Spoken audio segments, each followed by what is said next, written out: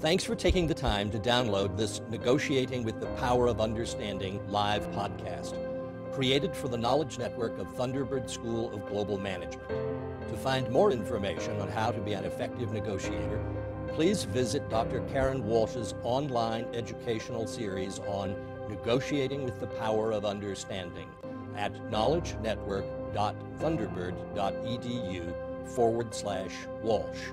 In this series, you'll find a variety of podcasts, online discussions, and other resources that will help you succeed in the toughest negotiations. Learn from global leaders their secrets on negotiations. Online around the world, this is Thunderbird Knowledge Network, negotiating with the power of understanding. Hello everyone from Open Sky, Arizona, and welcome back. It's Maria Leopoulou at the studio of Thunderbird School of Global Management. Today's topic will be the power of negotiations in the global political economy. And we have here today with us Dr. Kishore Das, Professor of International Studies at Thunderbird. Dr. Das, thank you for being here with us. Thank you. Thank you. I'm delighted to be here this morning. Dr. Das is an expert in international political economy, particularly as it relates to China, India, Pakistan, Singapore, Malaysia, and Thailand, with multiple paper awards and awards as an outstanding core faculty and research center competitive faculty grant. He's also an amazing dancer, as I came to know today. To his left, we have, as always, Dr. Karen Walsh, professor at Thunderbird and expert in negotiations, cultural competency, and emotional intelligence. So to start the discussion for today, Dr. Das, how do you believe that global political economy actually influences trust levels in negotiations among business, among companies from different regions? I think a couple of things. The trust level is intimately associated with the per capita income. Per capita income, and there has been a great deal of research from private organizations as well as World Bank. And the correlationship between trust and the per capita income has been well established. So from a global political economy perspective, what is going on here is countries with higher per capita income, such as Scandinavian countries, for example, Denmark or Sweden, you see that the trust level is highly correlated. The trust level is higher. And if you're coming to Latin America, for example, where the GDP growth and per capita income is obviously not at that level with Scandinavian countries, you see the trust level is low. So that's one aspect of this GPE, global political economy, which tells us that if you are going to an emerging market, say for example in Africa or Latin America or Asia, for example, the trust level remains low. But at the other level, the culture part of it, the faith, the belief system of the people living in different parts of the world. And I can tell you that in the Asian context, for example, the trust is so well linked with the people's belief and faith systems. And then if you bring that to Latin America, you see the trust level is low. That's again the dynamics of the culture. The culture of distrust is so big in this part of the world as opposed to Asia. So in the Asian context, I can tell you the two aspects. One is obviously the growth in the economy, the per capita income, and the other part is the culture and the family values. So if you are going to China, for example, if you are going to India, for example, or Thailand, for example, or Indonesia, for example, what you see here is this, well, per capita income is at one level, but the other level is the family dynamics, and the Islamic values, for example, the Hindu values, for example. So family values and the religious values, they combine together to create these trust dynamics. So at a cultural level, you probably will see that the Indians or Chinese or Thais, for example, they have more trust toward their fellow beings vis-a-vis the Western business executives. So they tend to trust their fellow beings more than the Western counterparts, if you will.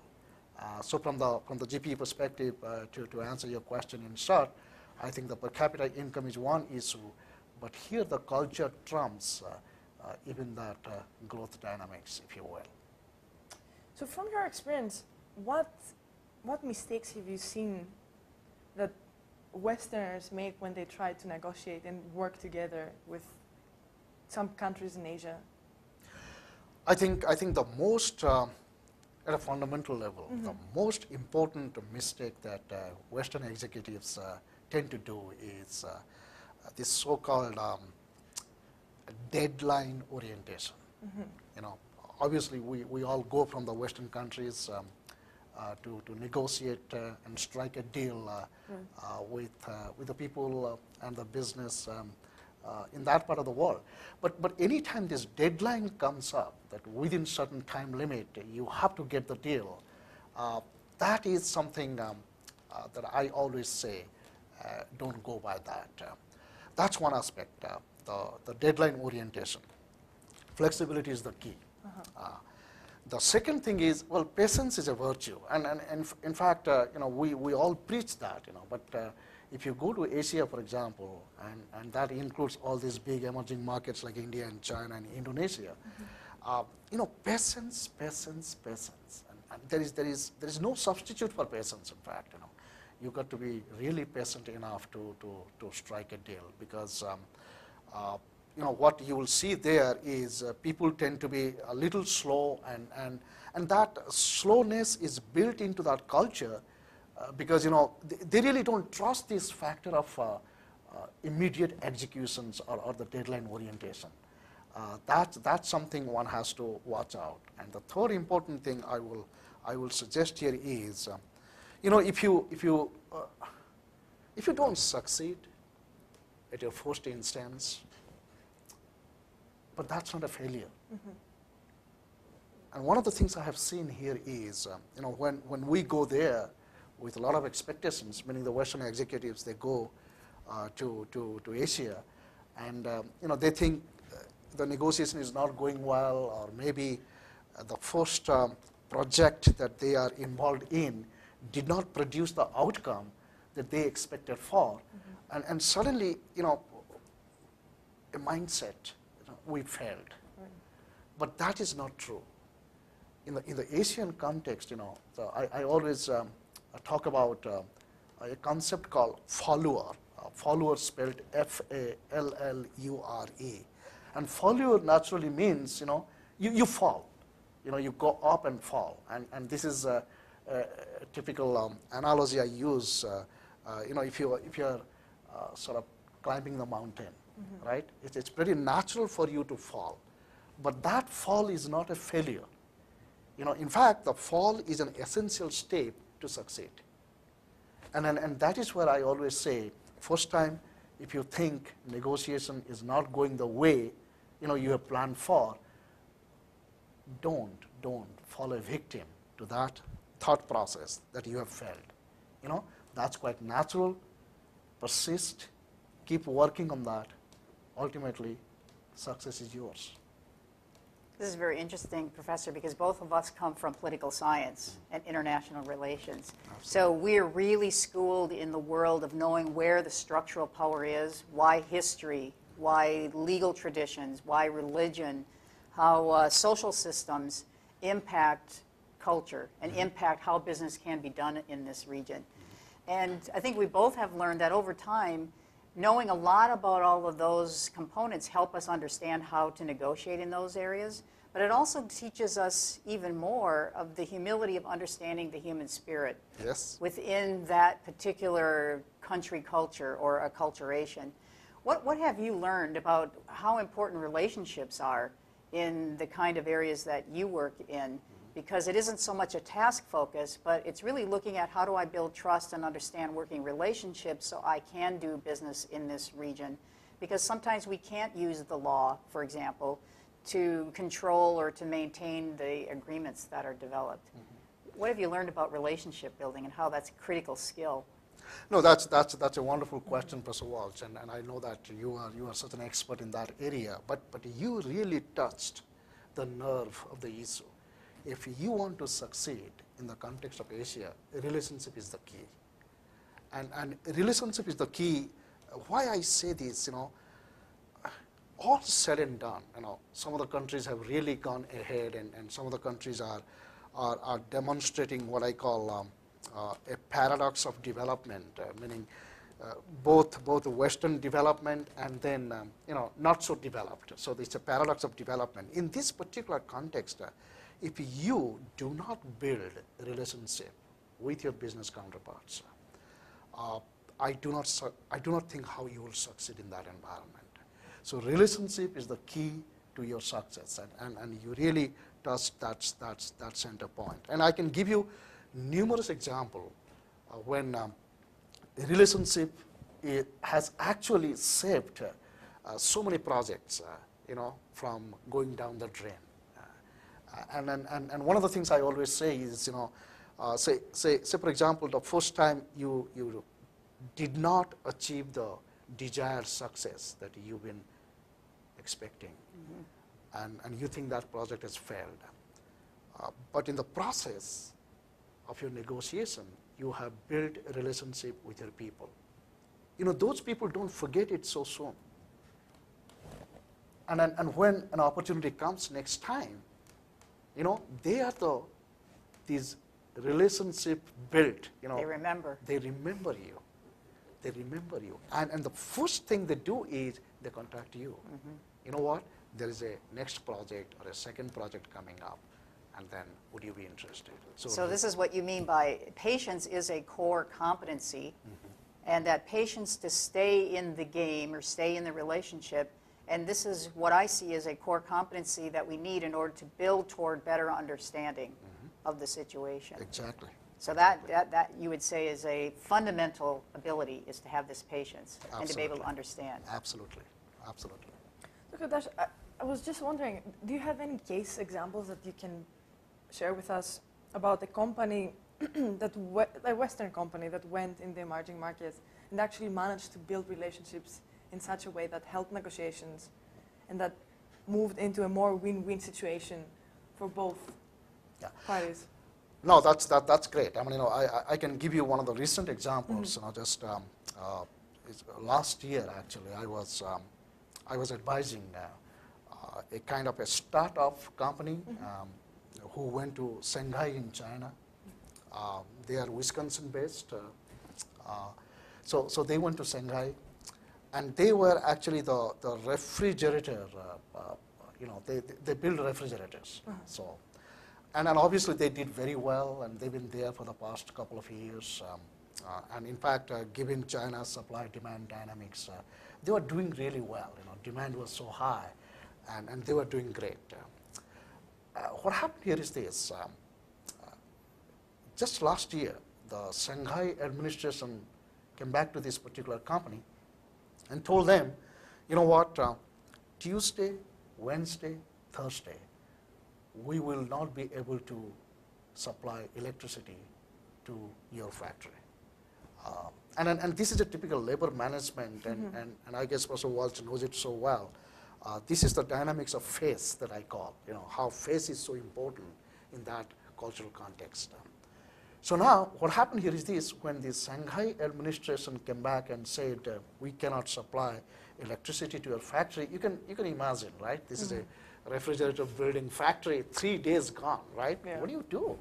What do you do? And this particular gentleman, started scratching his head, and he was desperate to find a solution to that problem. And then what he did, in a typical Western way, he started brainstorming his employee.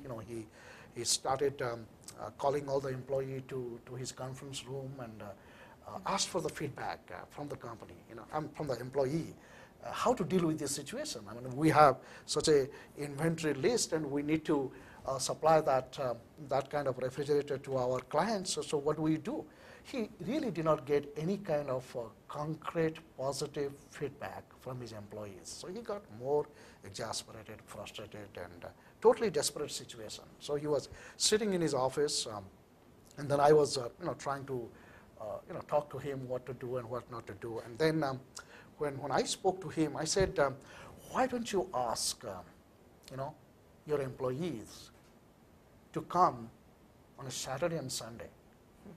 Because I knew that if you talk to the employees and they find out that you are not doing well because of certain structural limitation, in this case government policy to not to supply electricity, I knew that the employees, they come forward to help you out. And I suggested, ask your employees if they can come on Saturdays and Sundays and do some overextended hours to meet with your goals. And then this gentleman asked me, oh my goodness, what do you think? I mean, I've been asking them that particular feedback, but it's not coming up. And then I told him that this is a typical face situation. First of all, if they openly give their feedback to you, what if you don't accept it? They lose their face. And that is something that they are not forthcoming here. And then obviously there is another issue. Say for example, if you say something and that was not acceptable to the employees, they cannot directly challenge you because they don't want you to lose face. To cut the story short, this gentleman came back, asked the employees if they can help him out by coming on Saturdays and Sundays, to do some overextended hours. And the employees, immediately agreed. He said, yes, I mean, this is not your fault, and this is a government restriction. We are all willing to do that.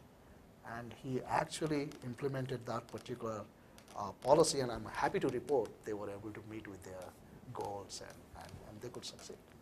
That is a great example of what we look at in the research in terms of problem solving, and how do you convert power as power over, but power with.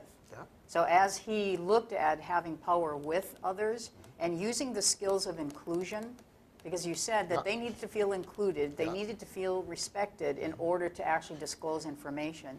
So you encouraged him to take that kind of leadership to include them and to show them that he is respecting what they might have to say. Yeah. And it creates this sustainable and very prosperous outcome. Absolutely. It's a very good example Yeah. of how you can create power with this kind of inclusion practice. Oh, excellent. Yeah, absolutely. Yes. It's a great example. That's it. Let me shift the conversation into a more complex topic. So do you believe that actually less developed countries can really negotiate with organizations like IMF and the World Bank? Do you think that it's maybe a more take it or leave it cases, or can we actually find ways for country representatives that they can really negotiate and find more, I don't know, more, let's say, win-win situations and solutions for the country than just following what the World Bank or IMF instructs? Yeah, it's a great question. If I were discussing this question in 1990s, my answer would have been no. Is the whatever IMF says and whatever World Bank says. Things have been changing. Things have been changing, and particularly post 2008 and 2009, I've been watching IMF and the World Bank, and their approach to this sort of negotiation that you are talking about, it's changing. But first, let me take this question from a World Bank perspective. And I would say that the World Bank is more receptive, more sensitive to country suggestions or country representative suggestions. And they actually work with the country representatives to find a solution.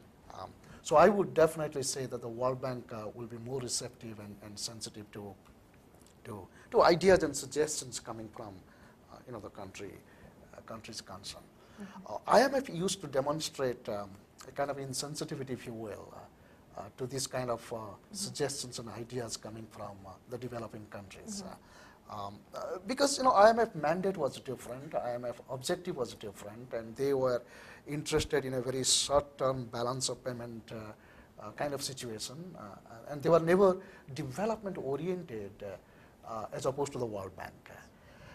But post-2008, what's going on in the context of IMF is, they have understood, the term, Professor Walsh, you are suggesting is sustainable prosperity, right? Sustainable development. They have understood that if a loan negotiations or the repayment part of it is not sustainable, it really doesn't make any sense. You agree for particular kind of propositions, and these countries are not willing to pay off, the kind of loan money they took it from you. So to respond to that questions post 2008, IMF has been designing a certain kind of loan for these poor countries or developing countries, where they take into consideration the country representatives, concerns and any issues, and they try to deal with that situation. So one is the poverty reduction growth fund IMF has. Even a contagion fund that they have developed. And contagion fund is if you are a country and your neighboring countries have been experiencing financial crisis, but you haven't faced yet, but still IMF will consider a loan a negotiation with you because they think this financial crisis will spread to you, that contagion dynamics. And IMF has come up with these poverty reductions, contagion, even corruption fighting. If you are fighting against corruption, that requires money, and they take the specific country representatives' concern into consideration.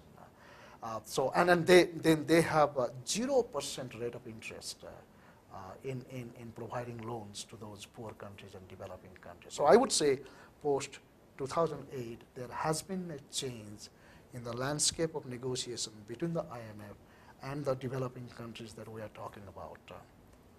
And this is exactly what I see is a trend, and where I see the competencies for understanding and negotiation are even more critical, because as you just said, just in the financial markets, for example, it is so volatile and it is so uncertain. And this is going to require a particular kind of understanding with governments, with business, with international organizations. And this is where I see some real creativity can take place. But it takes this effort or these competencies to be able to craft some new agreements in the context of all of this uncertainty.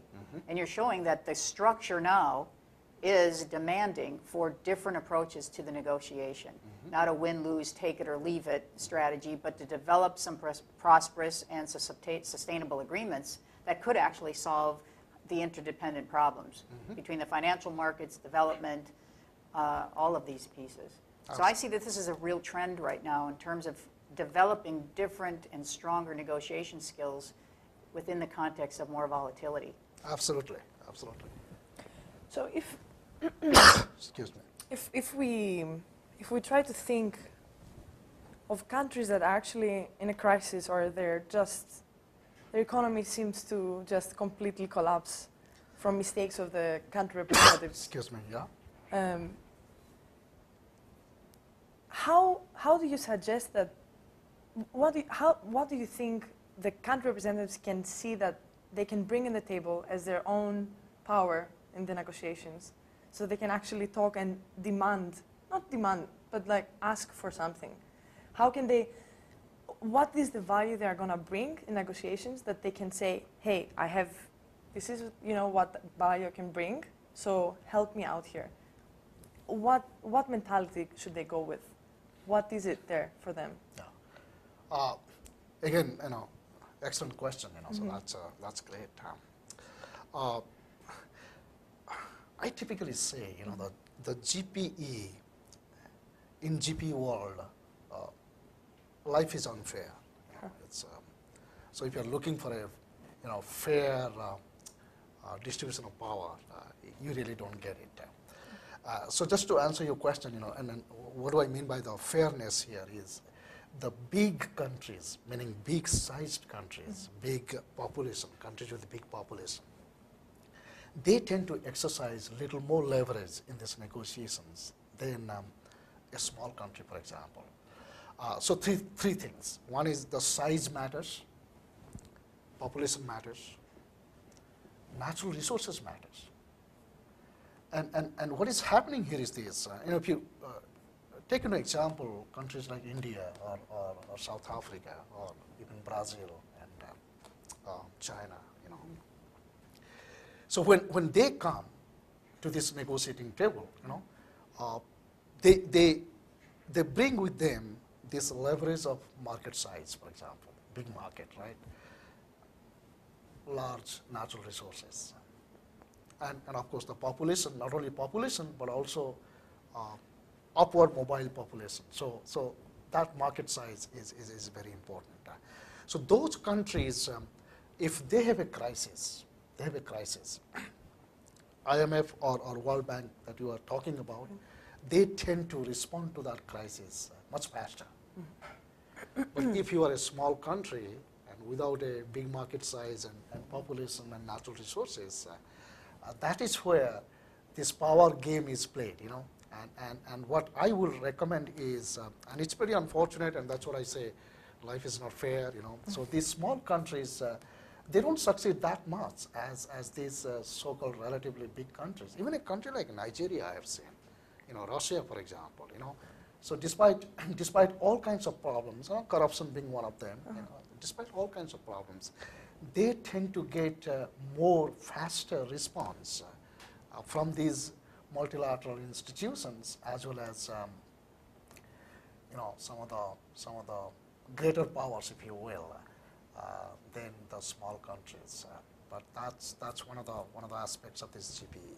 So would you say, you know better than this than I do, but would you say that this uncertainty in the market, the political systems and the financial markets, that there's actually more alternatives today than there used to be for small states to create and craft other ways of getting what they need, and that there's alliances building, South-South alliances, for example, that are building and going without having to respond to the large powers? Do you see much of that increasing for smaller states, smaller players today? No, that is right on track. That's exactly what is going on. That is exactly what is going on. Not only they are trying to expand their South-South cooperation, just to strike a better bargaining balance, if you will, but they're also at a regional level. They are trying to negotiate with their neighboring countries to create that regional economic and political cooperation dynamics. And they have their own blocks and their own negotiating groups that give them a little more leverage. Absolutely, absolutely. And that is why you see this so-called emergence of G20 countries. This is the multilateralism at work. And this is where we say now the world economic order is no longer dominated by the so-called two superpowers. The hegemons. Or the hegemons, or maybe the G7 countries, they are actually losing their influence in the global economy. And more countries like, Mexico, for example, right. South Korea, for example, Turkey, for example, India, China, of course, are there, Indonesia, for example, they are becoming more and more powerful in this. So the point you made, yes, absolutely. South-South cooperations, and at a regional level, they are expanding their cooperation. Yeah. So just to wrap up our conversations for today, we can say that to influence trust levels in negotiations from businesses from different regions, the first is the per capita income, the growth of the economy, in other words. And the second is the cultural fit and the belief system of these countries. There is a culture of distrust with the West, with people that they don't know. But in Asia, actually, the culture of family and religious values plays a big role. And this is what Westerns should understand before they start doing business or negotiating any deals.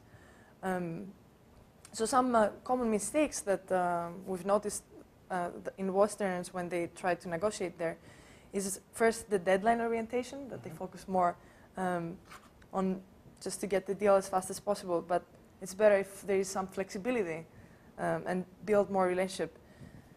And the second is patience, that you need to have patience in order to properly negotiate and achieve the right result.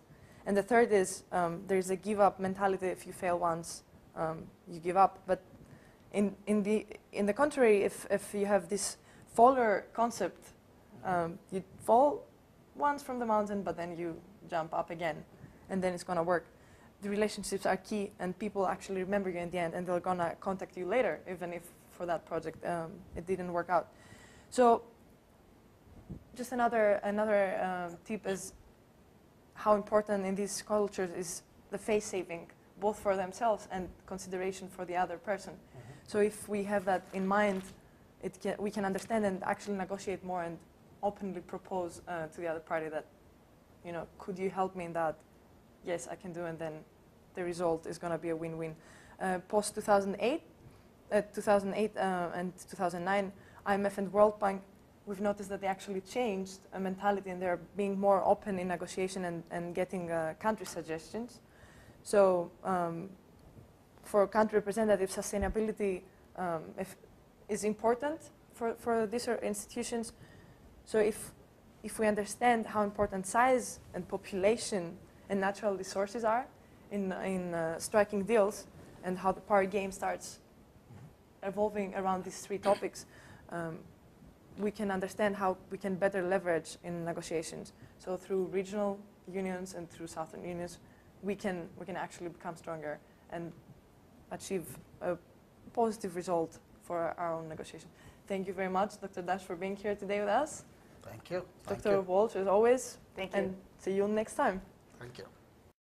Online around the world, this is Thunderbird Knowledge Network, negotiating with the power of understanding.